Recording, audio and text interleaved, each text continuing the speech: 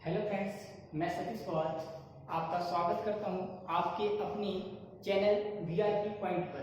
जैसे कि आज हम मैथ्स का एक छोटा सा टॉपिक डिस्कस करना चाह रहे हैं और ये टॉपिक है नंबर सिस्टम। नंबर सिस्टम एक चैप्टर है जिसे हम डिस्कस करने जा रहे हैं। इस चैप्टर में आपको सबसे पहले हम बेसिक पॉइंट बताएंगे कि किस प्रकार हम इस चैप्टर को इजीली सीख सकते हैं। तो सबसे पहले आपको नंबर्स के बारे में पता होना चाहिए कि नंबर्स होता क्या है। तो नंबर्स जो होता है वो मिलके बनते हैं आपके संख्याओं से। किसके? संख्या जो है वो मिलके बनती है आपके अंकों से। तो आपको सबसे पहले अंकों को देखना होगा कि किस प्रकार से हम अंकों को यूज कर सकते हैं। तो नंबर्स जितने भी आएंगे आपकी मैथ्स में वो नंबर 0, 1, 2, 3, 4, 5, 6, 7, 8 और 9 इन्हीं 10 अंकों से मिलकर आपकी हर एक संख्या बनती है। तो जैसे कि हम देख रहे हैं इन 10 नंबरों का ही पूरा खेल है और इसी को बोलते हैं हम दार्शनिक संख्या पद्धति और इसी को बोलते हैं हम दार्शनिक संख्या पद्धति। जैसे कि आपको पता है कि कंप्यूटर की लैंग्वेज जो रहती है वो बाइनरी होती है जिसमें 0 और 1 सिर्फ 2 डिजिट का उपयोग किया जाता है। वैसे ही मैथ्स में आपको इन 10 संख्याओं का, इन 10 अंकों का यूज करना है और उसके बाद में हम डिस्कस करेंगे कि संख्याओं को किस प्रकार से समझ सकते हैं। तो सबसे पहले दोस्तों डिस्कस करते हैं आज की जो पहली संख्या है वास्तविक संख्या। तो वास्तविक संख्या क्या होती है? ऐसी सभी संख्याएं जिन्हें हम संख्या रेखा पर, क्या बोले, ऐसी सभी संख्याएं जिन्हें हम संख्या रेखा पर दर्शा सकते हैं वे सभी संख्याएं वास्तविक संख्या कहलाएंगी। जैसे कि ये 0 से स्टार्ट होंगी और जाएंगी आपके प्लस के इंफिनिटी तक, मतलब धनात्मक अनंत तक, और इधर जाएंगी आपकी माइनस इंफिनिटी तक। अर्थात इसके बीच में आने वाली हर एक संख्या वास्तविक संख्या कहलाएंगी। और वास्तविक संख्या की एक नॉर्मल डेफिनेशन ये भी देख सकते हैं कि आप जिन भी संख्याओं को गिन सको, पढ़ सको, वे सभी संख्या होंगी आपकी वास्तविक संख्या। तो यहाँ से वास्तविक संख्या देखिए तो 0, +1, +2, +3 ऐसे ऐसे आ जाएंगे आपके धनात्मक अनंत तक, मतलब प्लस इंफिनिटी तक। और ऐसे ही -1, -2, -3 ये जाएंगी माइनस अनंत तक। ठीक है, तो ऐसी सभी संख्याएं जिन्हें हम संख्या रेखा पर प्रदर्शित कर सके वे सभी संख्या क्या कहलाएंगी? वास्तविक संख्या। आई थिंक आपको यह बात क्लियर हुई है। ठीक है, आगे बात करें कि काल्पनिक संख्या क्या होती है। अब देख पा रहे हो काल्पनिक संख्या।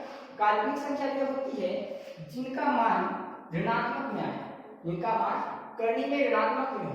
इसमें करनी में ऋणात्मक मान, करनी में ऋणात्मक मान काल्पनिक संख्या को शो करेंगे। ठीक है, और यहाँ से एक चीज और देखना कि -1 कभी एग्जाम में आ जाए कि रूट में -1, इसे कहा जाता है आयोता, इसे कहा जाता है आयोता। चलिए आगे अगली संख्या की बात करें तो अगली संख्या आएगी आपकी पूर्णांक संख्या। कौन सी संख्या? पूर्णांक संख्या। अगर आप वास्तविक संख्या की डेफिनेशन समझ पा रहे हो तो पूर्णांक संख्या की डेफिनेशन आप इजीली समझ सकते हो। यहाँ पर बात करें वास्तविक संख्या में तो एक के बाद यहाँ पे डायरेक्ट 2 ना आकर एक के बाद में 1.1, 1.2 ऐसी संख्या चलेगी और ये सभी संख्या क्या होंगी? वास्तविक संख्या होंगी। लेकिन यहाँ पर वे सभी संख्या जो वास्तविक संख्या है लेकिन पूर्णांक में वह अपने पूर्ण रूप में होना चाहिए, पूर्णांक में वह अपने पूर्ण रूप में होना चाहिए। अर्थात यहाँ पर अगर +1 लिखा है तो इसके बाद में अगली पूर्णांक संख्या आपकी +2 आएंगी और उससे अगली संख्या +3 आएंगी और ये जाएंगे आपके प्लस के अनंत तक। तो ऐसी संख्या जिन्हें संख्या रेखा पर प्रदर्शित किया जा सके, ऐसी संख्या जिन्हें संख्या रेखा पर प्रदर्शित किया जा सके और वह अपने पूर्ण रूप में हो तो ऐसी सभी संख्याएं पूर्णांक संख्या कहलाएंगी। ऐसी सभी संख्याएं पूर्णांक संख्या कहलाएंगी। आगे बात करते हैं प्राकृत संख्या के बारे में। तो प्राकृत संख्या ऐसा समझ सकते हैं कि प्रकृति से प्राप्त संख्या प्राकृत संख्या होती है। अर्थात हम जब भी काउंट करते हैं, गिनती को काउंट करते हैं, तो हम स्टार्ट करते हैं हमेशा 1 2 3 4 5 6 और ये कहाँ तक जाती है? अनंत तक। कहाँ तक जाती है? अनंत तक। अर्थात 1 से शुरू होकर अनंत तक जाने वाली सभी संख्याएं प्राकृत संख्या होंगी। आगे बात करें पूर्ण संख्या की। पूर्ण संख्या अर्थात यहाँ पर अगर आप जीरो को भी शामिल कर लेते हो प्राकृत संख्या में, तो वह संख्या जो होंगी वह पूर्ण संख्या होंगी। अर्थात 0 1 2 3 4 और ये जाएंगे आपकी प्लस के अनंत तक। तो ऐसी सभी संख्या, ऐसी प्राकृत संख्या जिसमें जीरो को भी शामिल कर ले, पूर्ण संख्या कहलाएंगी। अब यहाँ पर आपको एक अलग पेन से दर्शाया गया है अभाज्य संख्या। इस पूरे टॉपिक में आपको जिस संख्या को पढ़ना है एग्जाम पॉइंट ऑफ व्यू से, वो संख्या है आपकी अभाज्य संख्या। तो अभाज्य संख्या को समझते हैं कि अभाज्य संख्या क्या होगी। तो अभाज्य संख्या की एक डेफिनेशन आती है कि एक से बड़ी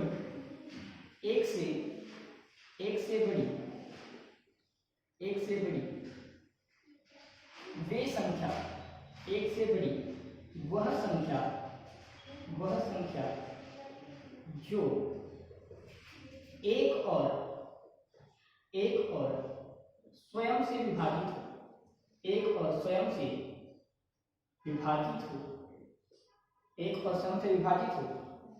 वह संख्या होगी अभाज्य संख्या। अर्थात एक से बड़ी वह संख्या जो एक और स्वयं से विभाजित हो, ये संख्या होगी अभाज्य संख्या। ठीक है। अर्थात एक की बात करें, एक से बड़ी, एक ना तो भाज्य संख्या है और ना ही अभाज्य संख्या है। ये आपको ध्यान देना होगा कि एक से बड़ी बोला है, अर्थात एक ना तो भाज्य संख्या है और ना ही अभाज्य संख्या है। तो भाज्य संख्या में कौन कौन सी संख्या शामिल हो सकती है? तो एक को तो शामिल करना नहीं है आपको। तो एक के बाद चलते हैं अगला नंबर 2 पर। तो 2 में देखिए स्टूडेंट, 2 में जाता है आपका सिर्फ 1 का भाग और 2 का भाग। अर्थात यहाँ पर ये डेफिनेशन फिट बैठ रही है कि एक और स्वयं का भाग जा रहा है। ठीक है। अर्थात पहली अभाज्य संख्या क्या हो जाएगी? पहली अभाज्य संख्या हो जाएंगी आपकी 2। अगली बात करें तो अगली अभाज्य संख्या 3 हो जाएंगी, इसमें 1 और 3 का भाग जाएगा। अगली बात करें तो अगर 4 को लेते हैं स्टूडेंट, अगर 4 अभाज्य संख्या लेते हैं तो 4 अभाज्य संख्या नहीं होंगी, क्योंकि 4 में आपका 1 का भी भाग जाएगा, 2 का भी भाग जाएगा और 4 का भी भाग जाएगा।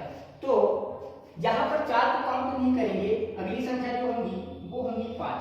इसी प्रकार से आपकी संख्या बढ़ती जाएगी, 5 के बाद में 7 11 13 17। ये सभी संख्या होंगी आपकी अभाज्य संख्या है। कैसी संख्या है? अभाज्य संख्या है। आगे बात करें भाज्य संख्या के बारे में, तो भाज्य संख्या की डेफिनेशन एक इस प्रकार से बोल सकते हैं, आप नोट डाउन कर सकते हो कि एक से बड़ी वह संख्या जो एक स्वयं और एक अन्य संख्या से विभाजित हो, भाज्य संख्या कहलाएगी। या एक डेफिनेशन इस प्रकार से भी बोल सकते हैं कि वे संख्याएं जो अभाज्य नहीं है, वे भाज्य होंगी। अर्थात अभाज्य संख्याओं को छोड़कर बाकी संख्याओं को काउंट करेंगे तो वो जो संख्याएं आएंगी वो आएंगी आपकी भाज्य संख्या। तो अभाज्य संख्या ये है, तो भाज्य संख्या 1 से बड़ी होगी। अर्थात यहाँ पर जो नेक्स्ट नंबर आएगा वो आएगा आपका 4। तो पहली अभाज्य संख्या हो जाएगी 4, ऐसी अगली अभाज्य संख्या हो जाएगी 6, इससे अगली अभाज्य संख्या हो जाएगी 8, ठीक, इससे अगली अभाज्य संख्या हो जाएगी 9 10, ऐसे ही आपकी अभाज्य संख्या चली जाएगी। आई थिंक आपको अभाज्य संख्या की डेफिनेशन अच्छे से समझ में आएगी। ठीक है। आगे बात करें परिमेय संख्या की, तो परिमेय संख्या क्या होगी?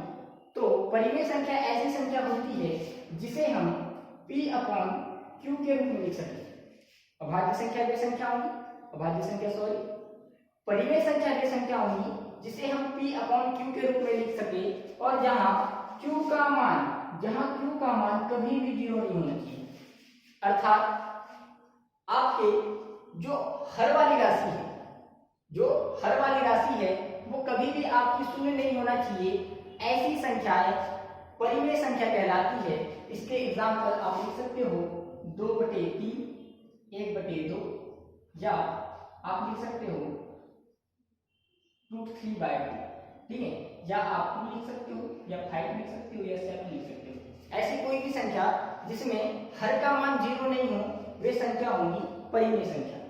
आगे बात करें अपरिमेय संख्या, तो अपरिमेय संख्या एक अभाज्य संख्या और एक अपरिमेय संख्या, एक अभाज्य संख्या और एक अपरिमेय संख्या, ये आपके एग्जाम में बहुत पूछी जाती है। और अपरिमेय संख्या में जो महत्वपूर्ण एग्जाम्पल बनता है वो बनता है कि बताइए कि यह पाई जो लिखा है, ये जो पाई लिखा है ये कैसी संख्या है? तो पाई जो है एक अपरिमेय संख्या है। देखिए इसकी डेफिनेशन इस प्रकार से बोल सकते हैं, इसकी डेफिनेशन बोल सकते हैं कि वे संख्याएं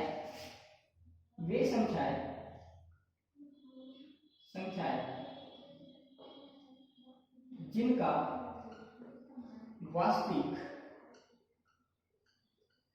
मान ज्ञात न किया जा सके,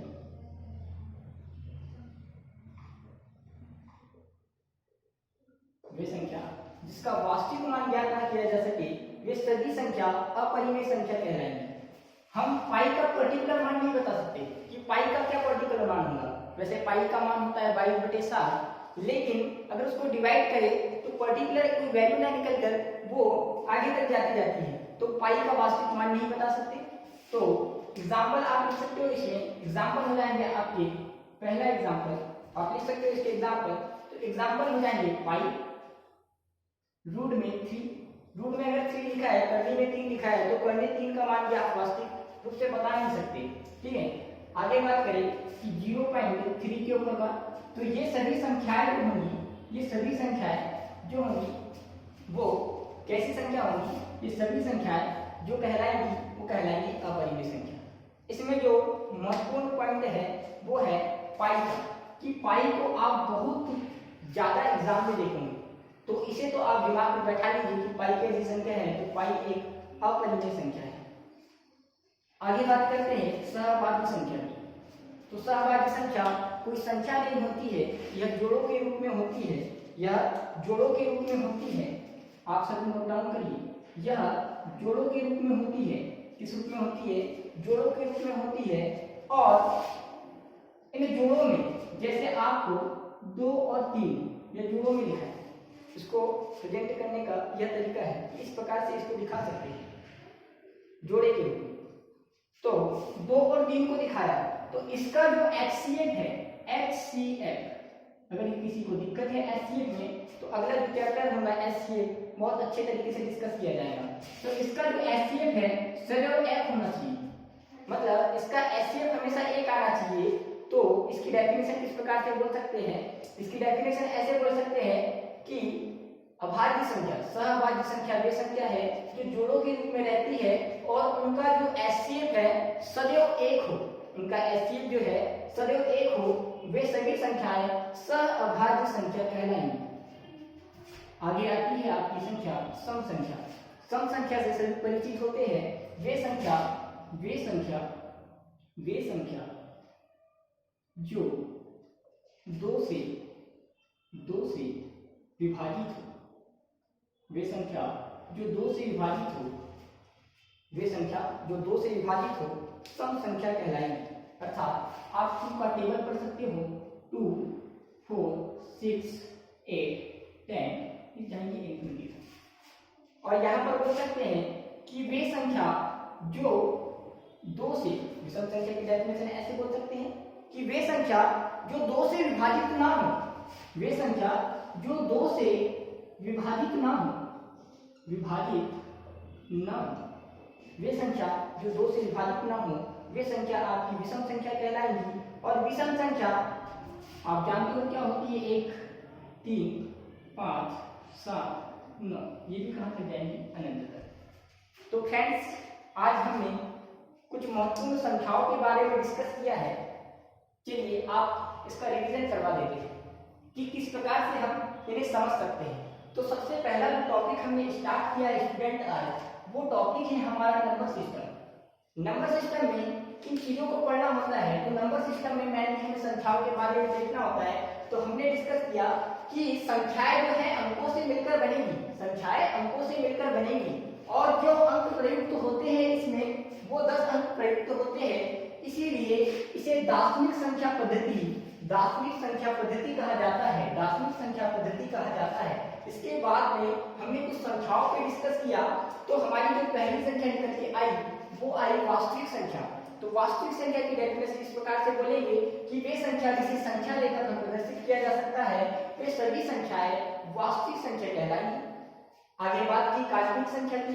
काल्पनिक संख्या उतना नहीं पूछा जा सकता है क्योंकि ये अभी हमारे एग्जाम के सिलेबस में जुड़ा नहीं है, लेकिन फिर भी आपसे डिस्कस कर दिया है कि काल्पनिक संख्या एक संख्या होती है जिसे जो करनी में ऋणात्मक मान दे वे कौन सी संख्या कहलाएगी, काल्पनिक संख्या कहलाएगी। और यहाँ पर एक क्वेश्चन अगर ये पूछ ले कि करनी में -1 का मान क्या होता है तो I क्या होता है।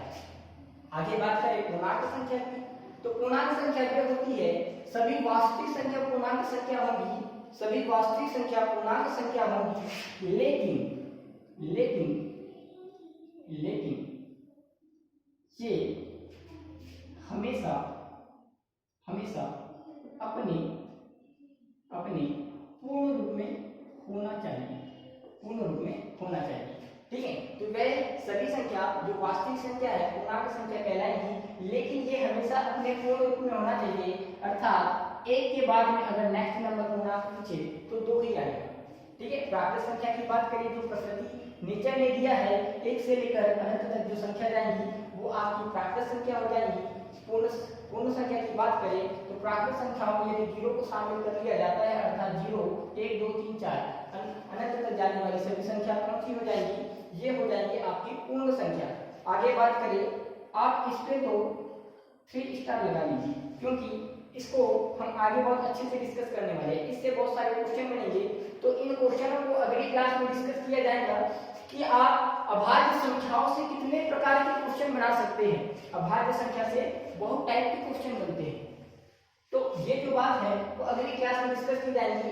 आप इस क्लास में से इतना याद रखें कि 1 से बड़ी वे संख्या जो 1 और स्वयं से विभाजित हो अभाज्य संख्या कहलाती है, और अभाज्य संख्या 2 से स्टार्ट होती है। कहां से स्टार्ट होती है? 2 से स्टार्ट होती है, अर्थात सबसे छोटी अभाज्य संख्या यदि आपसे पूछे तो सबसे छोटी अभाज्य संख्या 2 होंगी, सबसे छोटी अभाज्य संख्या 2 होंगी।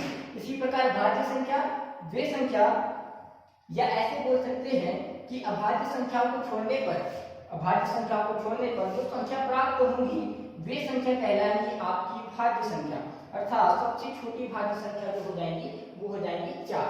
परिमेय संख्या की बात की, वे संख्या जिसे P/Q के रूप में लिखा जा सके और जहां Q का मान कभी भी 0 ना हो वे संख्या परिमेय संख्या कहलाएंगी। अपरिमेय संख्या की बात करें तो वे संख्या जिनका वास्तविक मान ज्ञात ना किया जा सके, वे संख्या जिनका वास्तविक मान ज्ञात ना किया जा सके वे सभी संख्या अपरिमेय संख्या कहलाएंगी। और इसमें स्टूडेंट याद रखना है सबसे महत्वपूर्ण बिंदु है पाई, कि आपको याद ही रखना है कि पाई कैसी संख्या है, तो पाई एक अपरिमेय संख्या है। आगे बात करें सहअभाज्य संख्या की, तो सहअभाज्य संख्या कोई संख्या नहीं है, यह जोड़ों के रूप में रहती है, और इन जोड़ों के रूप में जो भी 2 संख्या आएंगी उनका जो HCF होगा सदैव होगा 1, HCF सदैव 1 होगा। आगे बात करें सम संख्या की, जो 2 से विभाजित हो, 2, 4, 6, 8 अनंत तक जाएंगी। विषम संख्या की जो 2 से विभाजित ना हो, अर्थात 1, 3, 5, 7, 9 अनंत तक जाएंगी। तो इस प्रकार से आज हमने संख्या पद्धति को डिस्कस किया है। यदि आपको ये चीजें अच्छी लगती हैं तो प्लीज चैनल को सब्सक्राइब करें और लाइक करें और अपने दोस्तों तक शेयर करें। धन्यवाद।